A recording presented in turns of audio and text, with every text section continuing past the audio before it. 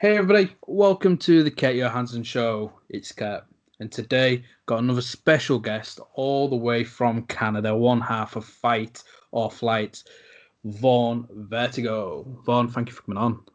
Oh, thanks, Kurt. It's nice to finally meet you. I've heard so much about your podcast, so I'm happy to be on here. That means a lot, especially going across the pond over in Canada. That's always good to hear. I mean, I Um, definitely keep my eyes on everything that goes on in the UK, so that's partly why. no, brilliant. It's appreciated, and it's just funny. We was just talking about not using shoot names, and there I was as I was doing the intro because your name's there on your Skype. I was like, Yeah. nope, nope, nope. Just trying to cut it out. Oh well, you got through it. So yeah, thanks for coming on. Like, obviously, you mentioned you keep an eye on the UK. That's because you've come over here like 5 times, I believe. I think Yep. it's before lockdown and COVID and the world went to shit.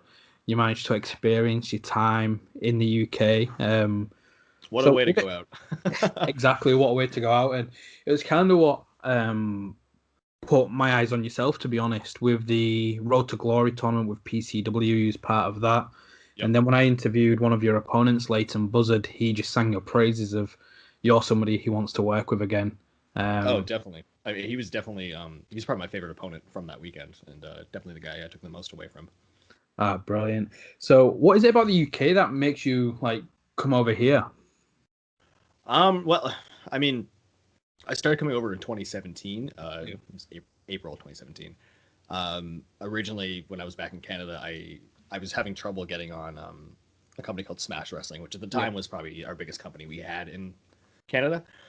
And I asked the promoter, like, hey, like, I'm 21. What do I need to do? I've already been doing this since I was 14. Like, and he's like, oh, you just got to make a name for yourself. And I'm like, okay, well, fine, I'll do something about it. And I just graduated college, so it was kind of the point where it was like, do I continue with wrestling and do I kind of get into the broadcast field like full time? Yeah. So I was like, you know what, I'm just gonna try it. I knew Ollie Peace, who runs WrestleForce in the UK. I knew him through like backyard wrestling videos from years ago. So I talked with him, and he was like, yeah, come over, you can work for WrestleForce, and he hooked me up with DOA wrestling. Yeah. So sorry, I'm getting this into a long-winded story, but No, it's good. I like it. essentially, I wrestled for DOA was my first time, and I was just going for I think it was 9 days, and I was just kind of like well, let's see if I can do this because I never really traveled by myself as well, so that was another thing. But I wrestled Kip Saban on my first DOA show, and that Good match like opened impression. my eyes to what the British scene is like. Yeah. I didn't know what to expect. I knew that it was a big thing, but when I wrestled Kip, we kind of had this chemistry, and I was like, okay, maybe I can continue with this. Yeah. So that just kind of blew into 4 more tours after that, and him kind of helping me out, which is really I respect him a lot for that. Yeah, man. Yeah, Kip somebody obviously what he's doing in AEW is fantastic, but Yes. I'd remember seeing him probably around that like 2017 time. I think he was facing one of my mates, and we drove to Norwich, another company you've worked for in WAW. WW. Yeah. Yeah. And Nathan was working on the show. He was like, "Kid, you just fancy a road trip?" I was like, "Yeah, sure." I jumped in, and he wrestled Kip, and I was like, "This kid's good. He needs to be everywhere." And then I Yeah, think I, it was I like, think I think everybody kind of knew that he had that star power. yeah, There's something about him that everybody was kind of gravitating to. And that 2017, 2018 was when he really started to rise, right? yeah. So, what was your first like thoughts of the crowd for starters when you come over to the UK? Um, just loud. Like I don't know how that loud and like the production behind every Yeah, show felt so much bigger. Those WrestleForce shows that I did they're like family oriented yeah, shows, but even then, like there was guys like Lewis Howley and Paul Robinson. There was tons of guys yeah, that were coming through there that had a lot of credibility. Um, yeah, I was just like after that first match with DOA, and then I wrestled Paul and Lewis Howley. Like after that, I was like, okay, I need to come back here because these are guys I don't get the opportunity to wrestle with in Canada, and we get people from the states up in yeah, Canada. But at the time, of my career, Ontario promoters weren't really giving me an opportunity with these guys. yeah, We, myself and Fuerza were getting opportunities as a tag team, but I wanted a bit more singles opportunities. yeah. And the best way to get better is to wrestle people that you never met before and you're not familiar with and who have more experience than you. Yeah, definitely. And I think with Paul Robinson, he's somebody because he can be a psycho in the ring and the character that he Yes. portrays, I think his technical ability gets forgotten about by a lot of people. What was your match like with Paul? It was very simple. I wasn't too familiar with Paul Robinson's stuff, but Yeah. when I need to research my opponent before I wrestle him. I like to Yeah. know everything about where they've been and what they do. But after looking at his stuff, I was like, okay, so he started as this high flyer, but I think he was in that point he was just transitioning to the jeans and the gloves and all that stuff. Yeah. And literally all he wanted to do was he just said, hey, do whatever you want. I'm just gonna beat you up. I'm like, okay, that's easy, super easy. He definitely hits hard. I'll say that, but I had a very fun match with him. Yeah, definitely. So was it that tour when did you see a change in your career over in Canada then when there's like go make a name for yourself? You've come over to the UK. Did that change anything for you when you went back home? I hoped it would, but not really. It didn't really change too much. It wasn't really until like the third or fourth tour when I started bringing Brent Banks with me that things kind of started to change back home. I don't know what it is. I think Canadians kind of respect people who travel to America more than the UK. And at the time, nobody was really traveling to the UK, Yeah. except for with the exception of like Mike Bailey and Player Uno and Evo Uno and Stu Grayson were going over occasionally. I just was trying to separate myself because a lot of guys were going over to America, which is sketchy sometimes, and I just wanted to do something completely different. Yeah. Do you think you made the right decision? I think so. I regret not coming sooner because I feel like 2016, like 2015 would have been the best time to come, but I was like 19, 20 years old and in college, so I don't really know I would have been able to make it work. Yeah.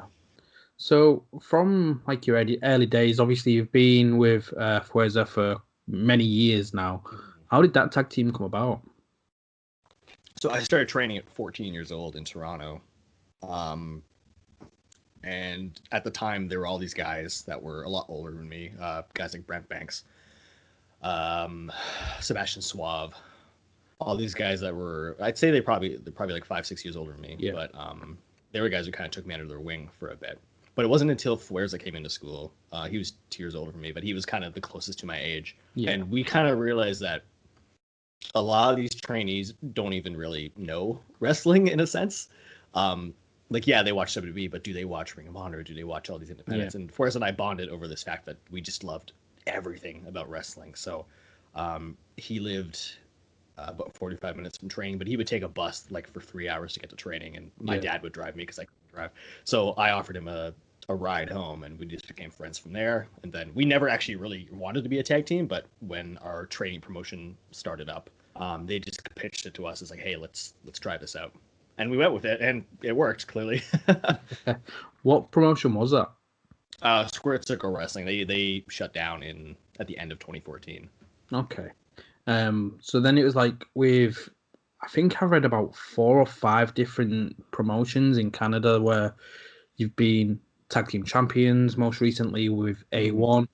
Yeah. So how did it feel when, for example, MCW, when they're like, "Hey, we're gonna use you. It's not your home promotion, but you've got these other companies that are like, we want to use you as a tag team."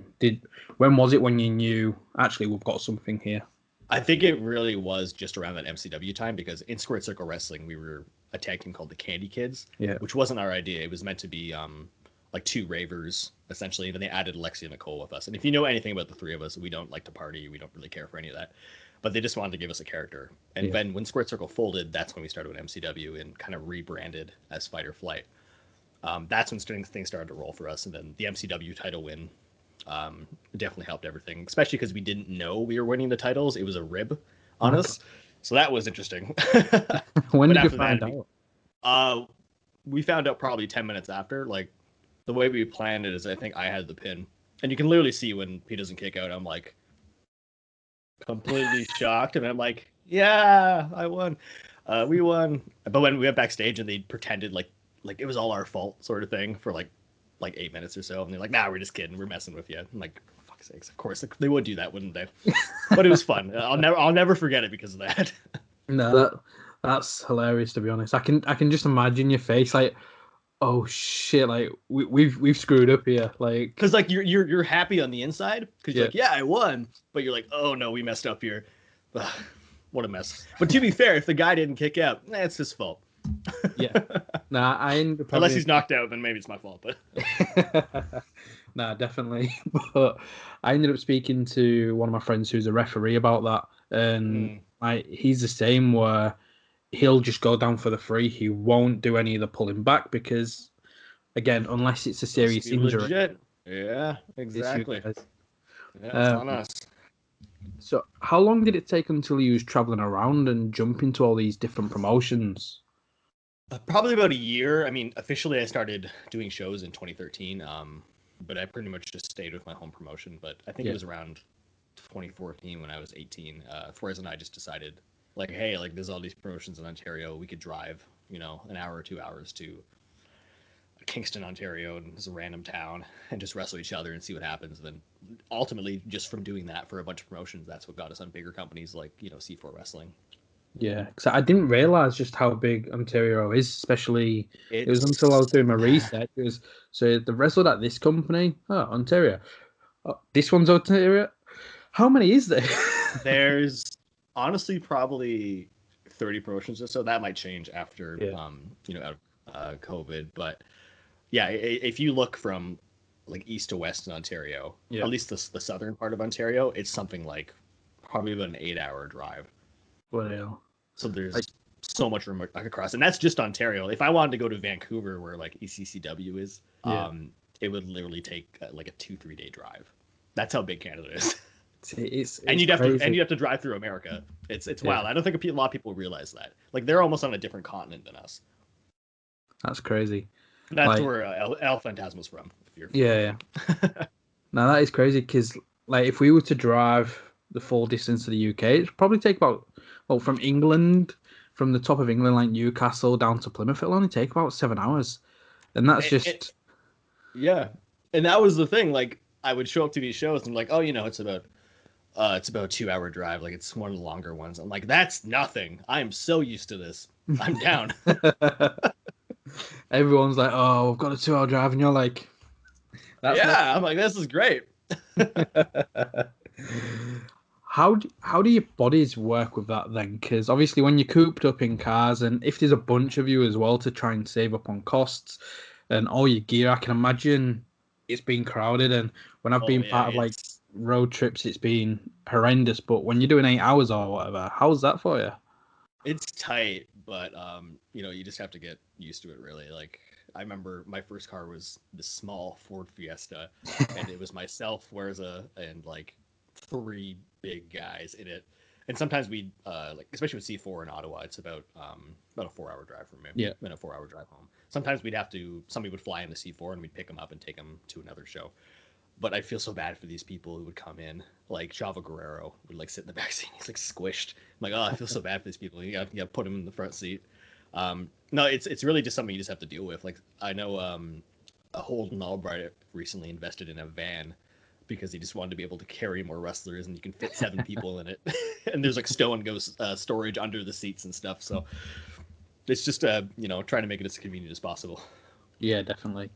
So what sort of audience do you prefer wrestling in front of? Do you prefer the family or the rowdy? Because again, I don't really know too much about like the Canadian wrestling scene, and here it's very distinctive of the nightclub kind of vibe to the family friendly.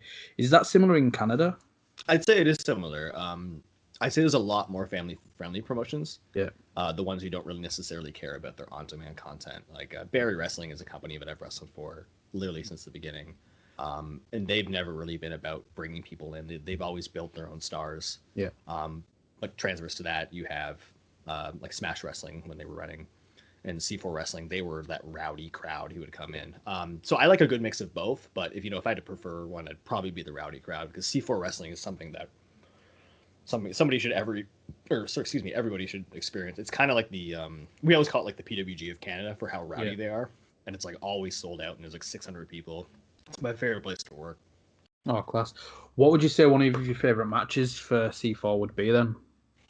Because you've had 2 title reigns there for tag titles. 2 title reigns, yeah. The second title reign or second title win was one of my favorite matches, because they had just switched venues, and it was the first match on the first show. And when they switched venues, it allowed for 200 more people in the venue, so Yeah. it just packed it even more. That was one of my favorite matches with Fuerza against Heavy Metal Chaos. But we had other matches like with Santana and Ortiz from AEW. Yeah. We had a tag match with them that was really fun. Brent Banks and Too Cold Scorpio was another one. And T4 is one of the. There's only like 2 promotions in Ontario where Fuerza and I have only stayed as a tag team the entire time without like breaking up or doing our own thing. And they're the one that we've stayed consistent with the entire time. Ah, brilliant.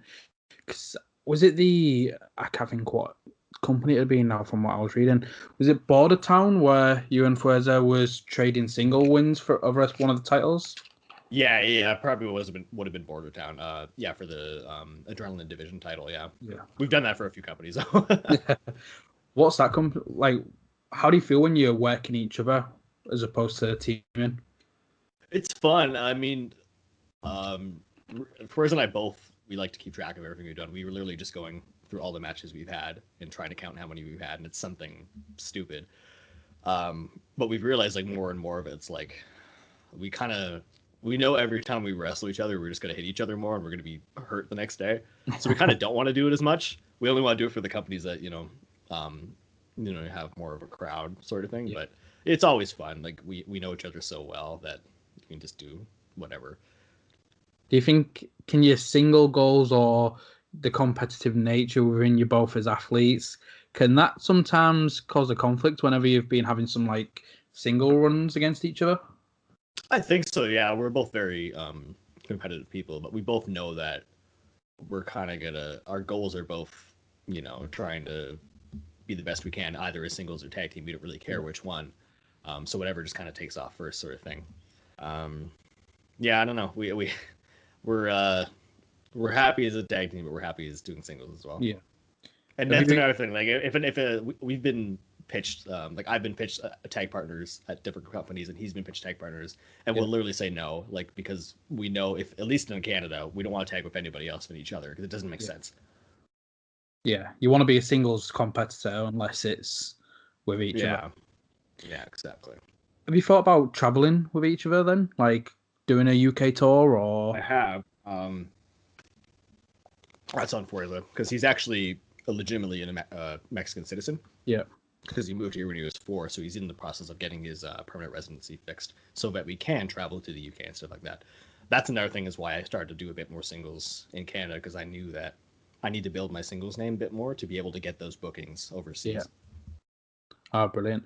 So going back to the like overseas stuff then, obviously doing something good. The fact you've been coming over like 5 times now, and what was I think it was only like one match that I'd found, but what was your experience like with WAW? Because the match you had some decent names in. Was Johnny Storm and RKJ in that one? Oh, the ladder match, yes. The ladder match where they I don't mind saying this, but they didn't know it was a gimmick match. It was supposed to be some sort of cage match. Okay. But for some reason the cage didn't fit in the venue. So they changed our match to a ladder match, but literally before we went out, they didn't have a way to hang the contract from the ceiling. So I'm pretty sure they taped it. Like literally taped it to the ceiling, but I'm not entirely sure on that. Sorry, well, I've completely forgot what the question was now. So I just remember that story. To be fair, cause I've been obviously a couple of times when I've gone, when like my friends have been working there, and I think I vaguely remember something sketchy holding up something for other ladder matches as well. So it doesn't surprise me. You're telling, that doesn't surprise me. Yeah, I did. Sorry, I did 3 matches for them. I did a tag match, and then I did a rumble for them on their like weekender thing, and then that 5-way. In the ladder match, then you had like Johnny Storm and RKJ, 2 people that obviously would suit your styles. Have you been able to mix with them at other companies, or was it just in the ladder match? I believe RKJ I had a tag match at IPW with once, which was, I think it was okay. I think it was my first match after like just coming to the UK, so I was a bit jet lagged. Johnny Storm's a guy that I definitely want to wrestle again for sure. Because like a ladder match is very different than having a singles match, and he obviously has a very storied history in the UK, so that'd be a great opportunity. Yeah, definitely.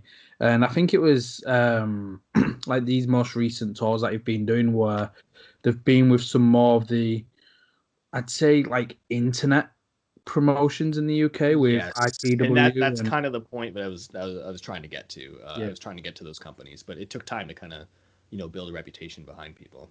yeah. What was your experience with Attack like then? Attack was great, because Brett and I had booked this 6 week tour, Yeah, and we knew we were gonna try to show up to every wrestling show we could, Rev Pro, Progress, just to see what would happen. I got super sick. I lost 10 pounds. Uh, what the hell? I had some sort What? of stomach illness for 10 days.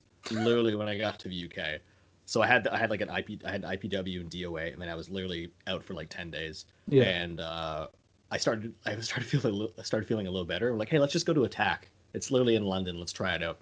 And we got put in the 6 way because Ricky Shane Page was there and he was able to vouch. Um, for us, and that turned into another match with Attack the next week, where we got to challenge for the tag team titles. And Attack was one of those companies that I've always wanted to wrestle for, yeah. because of that punk rock vibe, and I'm a huge fan of Mark Andrews, so I was super happy to get that experience. Definitely, because the title match would that have been against Dan Maloney and Man Like Dries? Yes, yeah, it was Yeah. with them. Would you Yeah, say love that's one those of guys. your favorite matches over the different UK matches? It's probably my favorite tag match with Yeah, Brent. I do like the 6 way a little bit better, just because of the circumstances behind it, where we were just like we were both bummed. Like I was literally 10 pounds lighter. We yeah, were kind of nothing was really happening for us, and then that just kind of helped us so much more. yeah. Because was it that toy you worked for Rising Sun in Italy? Yes, yeah, we did the Attack tag team title match, and then flew to Rising Sun the next day. So it was like the 14-foot ring in Cheltenham, then to the 22-foot ring in Milan, Italy. So it was a huge mess. But yeah, we did 2 matches with Rising Sun. What was it like in Italy? Because with this podcast, like as you probably can tell from, Mm. I always see you popping up like, and I try and look at all these different Yeah, because wrestling. you've been trying to interview these different scenes, right? I've noticed with Body Yeah, Slam for sure you've I been doing think I've that. had around 20 at the moment. I've been doing a lot of like Oh, perfect. Singapore. I've got one with a guy from Taiwan coming out on Monday. Nice. Um, I think that's super important because all these scenes deserve that recognition. I feel like people don't really know that it's there. yeah, Body Slam was one of the first companies that I kind of was outside of those like bigger countries that I started looking into because yeah, they have such a cool thing going.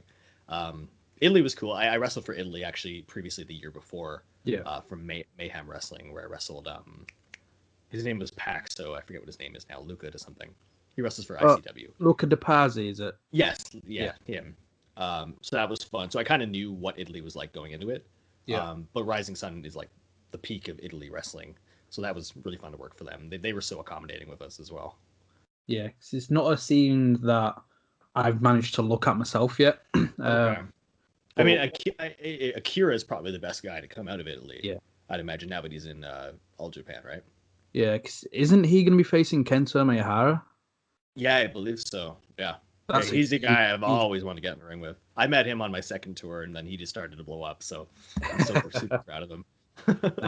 I'd seen Akira and one of his tag partners. I can't remember his name, but they came over to Nottingham and was in a massive it was like a fatal 4 way or a triple threat tag match, and Yeah. it was just high flying galore, and it was just constantly here, there, and everywhere. Of But course. Akira was some What company was that for? WrestleGate. Oh, for WrestleGate. Yeah. Yeah, That's Gary Ward's. Yeah. yeah. See, So I know everything about the UK. I'm constantly following well, it. Gary's not a part of it now. Is he not? Oh, okay. It's owned by Wrestle Talk now, and Oh, then they Gary own was it. still, yeah. So it Oh, was okay. Gary's, and then Wrestle Talk kind of bought it out, and Right, because I think that last show they had like a Monday. They had that the Will Ospreay had No like the Fans Monday. yes, that WrestleGate was involved with that, I Yeah. believe, right? Yeah. Okay. Well, now Gary's left Wrestle Talk and he's set up by himself, so he's going to be doing a Wrestle Carnival Yes, I've seen company, that as which well. I've done a couple of interviews for them. Whenever they announce a new roster member, I interview for their YouTube channel and stuff like that. But now, hopefully, like when you come back over here, we can like try and get you on the Scandinavian scene as well. So like the likes of Body Yeah. Slam and Copenhagen Championship Wrestling, and I'm looking in Sweden and Norway at the moment as well. So Yeah, all those promotions I've been trying to get into. I know I talked to Christian at yeah, 16 Carat. about that making that a possibility next time. But obviously, this all depends on lockdowns and numbers and whatnot. So it's a nightmare because what's it like in Canada at the moment with coronavirus? It was okay. Our numbers were fairly low. I think this is kind of the same thing with most places in other than the U.S. But numbers were low, and then in the summer it got much better. We actually ended up having a few outdoor shows, and then as soon as like winter started to hit, everything got worse, and now we're actually in lockdown again. So we've done a few like no fans shows that we've taped, but other than that, like there's not much we can do. Yeah. How do you find wrestling in front of no fans? And are you somebody that needs to get off that crowd energy? I mean, yeah, definitely, because it definitely hurts more when you don't have that adrenaline behind you. Yeah, it's unfortunate. It is what it is. But out of that, I created Backyard Pro, which was like a backyard wrestling company that kind of was made. I just kind of made the best of a situation where we couldn't have fans, and we just kind of made like a joke backyard wrestling company. So that was probably my favorite thing to come out of lockdown without fans. So having doing that, it wasn't that bad to wrestle in front of no fans. Where can people find that? It's on YouTube. So it's free on YouTube. We have 2 seasons up. We're probably gonna do a 3rd season, but that all depends on lockdowns as well because we want to do it safely. But the fans funded it, and I'm super proud of the project. I edited, filmed, and pretty much did everything I could for it, other than the creative. The creative was kind of a combined effort from everybody involved. And it was super cool to get like Josh Alexander and Ethan Page and RJ City and all these guys who were legitimately kind of names on the independent scene to be a part of it. Oh, that's class. I'll definitely have to have a look at it. Please do let me know what you think. For those listening as well, I'll put it in the description so you can go find it as well. But no, that sounds class. Like, you've wrestled the North and Brian Cage not too long ago. Yes. Yeah. What was that match like? Especially since obviously Brian Cage has been huge since Lucha Underground, but with the North, when people are talking about one of the best tag teams in the world as well, the North been doing fantastic stuff with Impact. So what was it like working with those three? It was great. I've wrestled Paige and Josh both in singles opportunities, but as soon as Fuerza and I got the opportunity to come into A1, they kind of pushed us into this position where we got to wrestle the North in various matches. We didn't wrestle them in a regular tag team match. It was always a 6-man or a 6 or like a 3-team match or whatever. But they're the best. There's a reason why they're the best Impact tag team or whatever. They're some of the best guys in Canada. I'm super proud of them for what they're doing. But yeah, that Brian Cage match, that's definitely one of my favorite matches for sure. Because Brian Cage is just a beast. Like, they literally did the stalling suplex spot where they both all held me up for like a minute. Ridiculous. Definitely give you vertigo. Yeah, exactly. No pun intended. Like, whilst you mentioned like Impact, then obviously owned by Anthem, and we've seen such an influx of Canadian talent being represented. Is that a goal of yours? Yeah, definitely. The problem with every Canadian talent that we're going to face is the Canadian visa situation. To wrestle for Impact in America, you will need a visa, and those are not cheap and they're not easy to get, and the company does have to put that forward. So every Canadian wants one. It's just not easy to get. No. So hopefully, like, say if they do one of the Canadian tours when things are back to normal, then is there anybody in particular that you'd want to face, whether it is singles or tag team? Are you talking like people specifically in Canada, or No, people so that are coming into Impact used to do quite a few different shows. Oh, in the Impact, yeah. Yeah, definitely. Trey Miguel is one guy I'd love to get a singles match with. We teamed with him in that match with the North, In and the 6-man. yeah, but having like a tag team match proper with Trey Miguel involved or a singles match with him, he's definitely one of the guys on the list. Who else is in Impact? Rich Swann would be really cool as well. Yeah, now that he's doing so much more in Impact as well. Yeah, no, brilliant. So going back to what we kind of like kicked this conversation off with, that UK tour just before lockdown. You kind of kicked it off in Germany, and then you went back to Canada and then came back. And you mentioned speaking to Christian at the Carrot Gold weekend. So what was it like being in Germany for that weekend and also wrestling on one of the WXW shows? Oh man, it was it was cool, but it was also very stressful because I flew from Canada to do the Fight Nation show that happened like the Wednesday or whatever, Yeah. and then flew to Germany to do the Academy show, and then it was the 16 karat weekend. So the 16 karat weekend really was my time to rest, but I was at the show the entire time, right?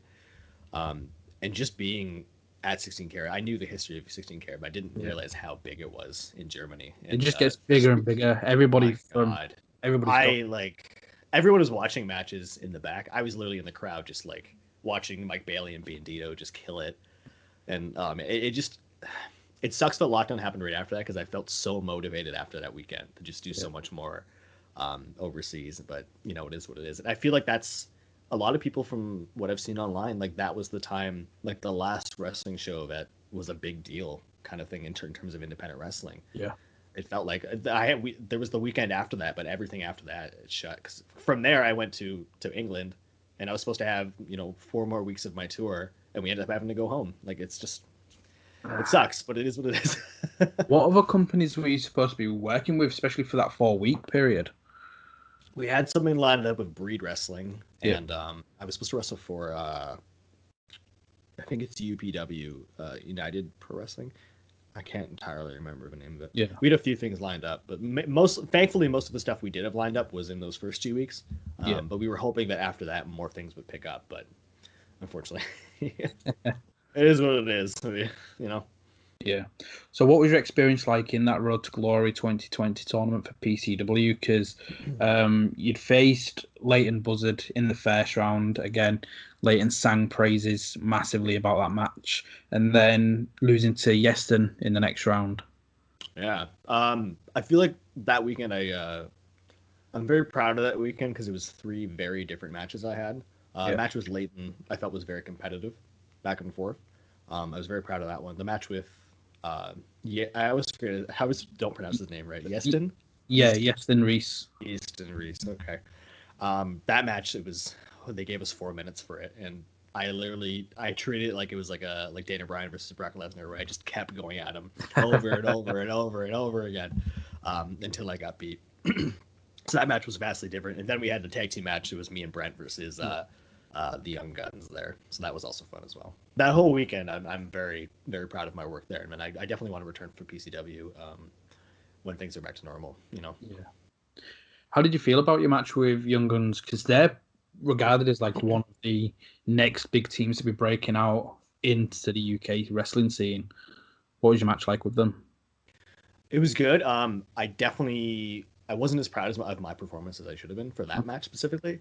But I also felt I played my role as the heel right. I feel like I should have done more, but I also didn't do enough to take away from what they do, right?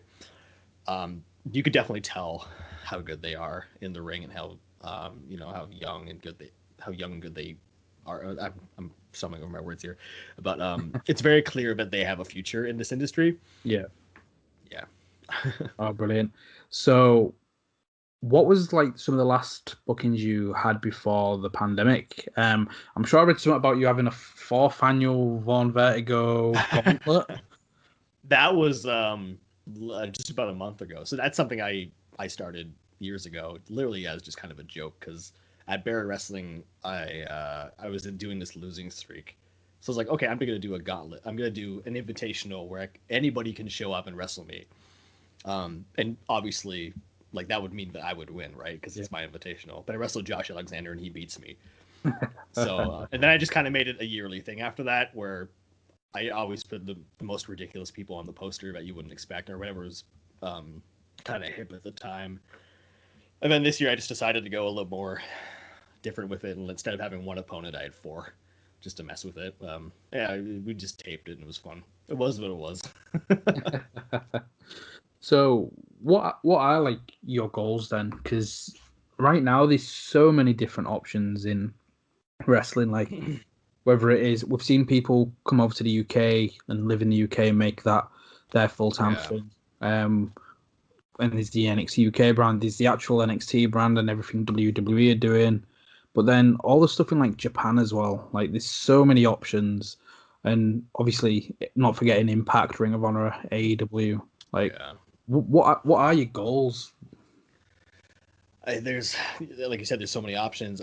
Ideally, I would love that Mike Bailey schedule that he had before the pandemic, where he wrestled, a month in Canada, a Yeah. month in UK, a month in Japan, a month in Mexico, wherever. Um, but we don't know how that's going to be going forward.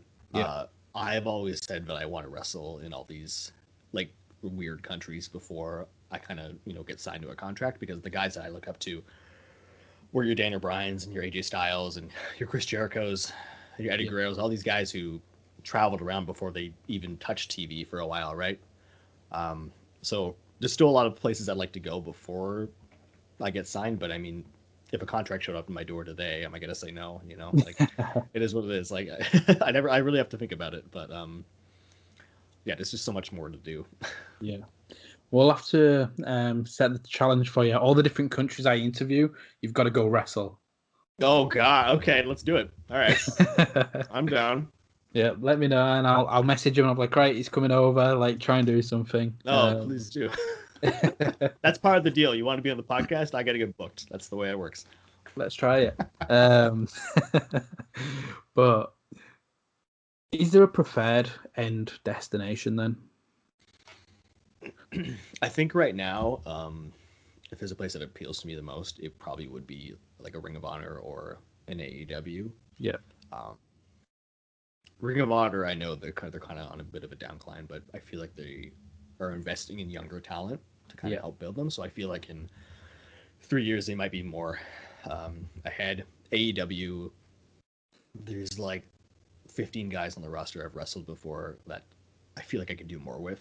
yeah, So that'd be a great opportunity. But even NXT, there's incredible people who work there. Um, it's just a matter of getting those opportunities to wrestle anywhere. I want to wrestle all these people, so whatever opportunity you know is the most appealing, I'll take. yeah. So for those that are listening and they may not be based or seen much of Canadian wrestling, then Mm. what can you expect from, say, yourself? Obviously, with the name Vaughn Vertigo, Fight or Flight, it's kind of in the name. But what can you expect from yourself? But also from these companies like C4 and A1 and things like that. I mean, my style is definitely very high flying, but I think this year I've kind of transitioned into a bit more of a technical, hard hitting style. Yeah, Because obviously, hard you can't do high flying forever, and it's just something I've kind of wanted to change for a while. yeah, But I've been a huge advocate for Canadian wrestling across the board. There's so many companies here that deserve attention, yeah, and there's so many wrestlers who just don't get the recognition that they should have. Like there's guys like Brent Banks who's been wrestling for like 14 years, who's incredible, who's had kind of these tastes with Impact. yeah, But it just isn't there. So I've been forcing him to come to the UK with me, because look at all these companies; they might be able to help you. There's guys like Tarek, a few of the guys who came to PCW, like all those guys I love. Psycho Mike, in particular, is one of the most incredible wrestlers I've seen because he's so creative. And that's just Ontario. Like in Vancouver, they have ACCW, where El Phantasm from, and yeah. there's these young up and coming guys like Judas Icarus, who I think is really going to take over the scene. I just I just want everybody to check out Canadian wrestling, because, as I'm sure you know, the British scene was not much, in 2010, right? There was nothing going on, and then all of a sudden, eyes went over there for Progress and whatnot. And I wish that was something with Canada, but for some reason, maybe it's just because we're so close to America, people don't give us a look sometimes, and it's unfortunate. I think it's been growing. It's not had that boom that the UK has. No, I it, may be wrong, like on a business aspect for yourself or the people running, but I think for through the internet and the recognition and things like that, with the likes of Progress making a conscious effort to go to Canada, and I think yes, with the influx of talent that Impact have tried showcasing as well from Canada, I think that's helped yeah, show that there's an incredible independent scene to take, um, like just there for the waiting. yeah, I think so. Yeah, there's steps in the right direction. Yeah, There definitely is more work to be done. That's something that I hope a lot of the guys who are my age, we kind of have this mentality that we want to help change that.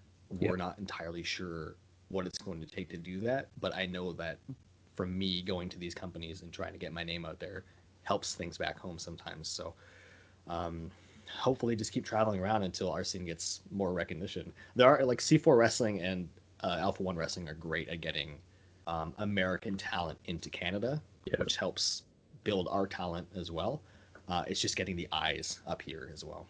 Yeah. Now, hopefully, that's something that can happen. I think, although a lot of companies may not survive this pandemic, Yeah. I still think the quality of the content and fans are going to be more appreciative and giving, I feel. Yeah, I think so. Because I think we all took it for granted, whether Yes. it's the talent, the fans, and things like that. Like, I can't remember the last time I went to a live wrestling show, and it's driving me insane. And obviously, Yeah. for yourself, when that's what you're doing for your living, like obviously you created your backyard stuff, which is incredible. Yeah. And the backyard stuff was really it was kind of fueled by uh I don't know what the word is, maybe hatred in a way, because Yeah. I went over to these companies and saw what Progress was doing and saw what Attack Wrestling was doing, and I was like, why is nobody back home putting money into production to make this kind of content? Yeah. Why aren't they like it's fine to have a wrestling show and put it up on YouTube or whatever, but why are we not creating promos and vignettes that we can put up on the internet that might catch people's eyes, right? And Yeah. that's what I do with Backyard Pro. I literally proved that I will do this myself. I will make the content myself. I will create these stupid characters out of actual good professional wrestlers who are pretending to be backyarders, um, and put them on the internet. And we created buzz from that. And there's many smaller companies in Ontario that weren't able to get the amount of views that we did, or didn't have the like Twitter presence that we did. Yeah. So it kind of forced a couple companies to invest in actually filming their shows with professional cameras. So I feel like I actually it created a little bit of change in Ontario, but Yeah. we'll see when the actual pandemic's over. Did you get any flack for that then? Did any of these companies be like, whoa, what are you doing, man? There was flack initially for two things. One, because of obviously the danger of contact, Yeah. which is fair, and I never said it was legal what we were doing. Although what we did is we kept everything within the rules that were allowed. At the time, we were allowed 5 people on a residence, so we kept our we literally filmed the matches at different places because of that. Mm. So it was just I would go film it. Whoever was in the match, the 5 people were there. Go to the next place, 5 people were there. By the second season, we were allowed 10 people, so there was a bit more leniency. We did everything we could within what we were allowed, essentially. And the second part Loopholes. to that, yeah, exactly. Which other promotions were already running in Ontario anyways, Yeah. so I didn't really feel that bad. The second part to that is that people legitimately thought, because I put out a kind of a teaser for what it was going to be that did like 10,000 views on Twitter, and people legitimately thought we were untrained backyard wrestlers trying to create a promotion, and people were getting angry about it. And I'm like, oh no, you're missing the point here. But as soon as I put it out, and Even Page did like a promo for it, and all these wrestlers were sharing it, they were like, oh, okay, we get it. It's a joke. We're literally making fun of backyard wrestling. Okay. And then Talking Shop Mania came out, and they had a bigger budget, so people started to get the concept. Yeah. But yeah, it was it was a little stressful to begin with. I wasn't sure how it was going to be received, but then once people started donating and then the views started coming in, I felt so much better about it. No, brilliant. So, what couple of matches, singles and tag, would you recommend people try and find from yourself? For tag, definitely that match C4. I think it's on Indie Wrestling, IWTV, with Santino, Santina. Oh, I said Santina that time. Santana. Santana and Ortiz from AEW. Our match with them at C4 was one of my favorites. Another tag match would be us versus well, then the Smash Bros, but now Eva Uno and Stu Yeah. Grayson from Smash Wrestling. Singles matches. My match with Kip, there's no footage from, so you can't find that one. But that was one of my favorite matches. Um, my match with Tyson Dukes from Barrie Wrestling is another one that I'm very proud of. My match with Brent Banks from Barrie Wrestling, I'm very proud of. This year, I had a match with Alessandro Del Bruno for the NSW Championship that's on Indie Wrestling. That's another one that I'm very proud of. And probably my favorite match. I think that I listed that as my favorite match this year, so that's probably one you should watch. Oh, fantastic. Well, it's been great, like, talking to you and learning more about the Canadian scene. I might have to do one of my deep dives and start having a look at the Ontario scene a little bit more and Please start do, because some more. I'll recommend you 50 people who would love to be on this. So That's brilliant. Like anybody you feel would benefit, or even companies themselves. Like I think Christian, when I spoke to him from Body Slam, I think until recently that was it was the highest viewed Scandi yeah. Graps interview, and then I did the Carlos Zamora one, which that took over, and then the one with Okay. Alice Inc and Marcus of Man, where it was both together. That's just hit like higher numbers and become the number one spot. But like even if it's owners just wanting to try and put across what their product is, I'm more than happy to. And obviously, when you're coming over to the UK, let me know, and we'll have to try and do this again in person once we're allowed within 2 meters of each other. Yeah, definitely. Where are you located? So I'm located in Hull, so Yorkshire. Hull. Hull. Yes. Okay, I do know where that is. Okay, got Yeah, it. so it's not too far from like Leeds. It's a decent. Okay. Yeah. Yeah. But So this most recent tour of PCW was the farthest north I feel like I'd been. For the most part, I was kind of in that southern London area. yeah, I've noticed that 'cause using Blackpool and Preston, which that's Mhm. more, I'd say, like northwest. I'm northeast. Well, Oh, you're just below northeast. Okay. northeast. Who was it? That was it like 4GW or something that was running in Hull? I can't remember. Not Is 4GW. NGW in Hull? NGW. Yeah, That's it. Okay. Yeah. Okay. I remember seeing Hull somewhere, so that's it. That's what it yeah, was. Because I always find his promotions and I'd look up on the map where it was. So that must have been it. yeah. NGW do like the Yorkshire area, and then 4GW was a bit further northeast. Oh, okay. Yeah. Then you've got PCW that are using the like Lancashire area and Blackpool and things like that. But now, definitely like when you're up and about, I'm going to try and go wherever I can this year Thank you. I appreciate when it. we can, when we'll get back to it. And again, like if you've got any tours planned, just let me know. And obviously, I can't say I can guarantee bookings or anything like that, but I'll No, speak to anybody that I know and be like, look, it's coming over. Try and help him out. I appreciate that. Thank you so much. Uh, Yeah, hopefully we'll see. As soon as the borders open, then wrestling shows are happening. Then I'm sure I'll be back as soon as possible. So Uh, definitely. So, where can people find you on social media? And again, where can they find your backyard wrestling? yeah, absolutely. So Twitter at Not Enough Vaughn, Instagram Vaughn Vertigo, Facebook Vaughn Vertigo, YouTube Vaughn Vertigo. You can find Backyard Pro at Pro Backyard on Twitter, Backyard Pro Canada on Instagram, and Backyard Pro on YouTube. And all of those have pro wrestling tees and all sorts of fun merch ideas like that. Brilliant. Well, everybody, make sure you do go follow Vertigo on all the different social medias and Backyard Wrestling. Have a look at the Canadian wrestling scene as well. I think during this lockdown, we haven't got much to do. So instead of watching the same old stuff that we seem to complain about, try and have a look at something different. That's what I try and say. And I definitely will be having a look at the backyard stuff that you've been doing. Oh, thank you. Yeah, definitely. The Backyard Pro is a good one to look at. We just did a Ontario holiday special that was put out by Gohar Pro, so that's another fun one to check out. But yeah, other than that, check out like C4 Wrestling and A1 Wrestling. Definitely probably my favorite companies that are out of Ontario right now. Yeah. Brilliant. Well, everybody, make sure you hit like, make sure you hit subscribe, go check it out. Thank you for watching. Thank you for listening. Friday morning.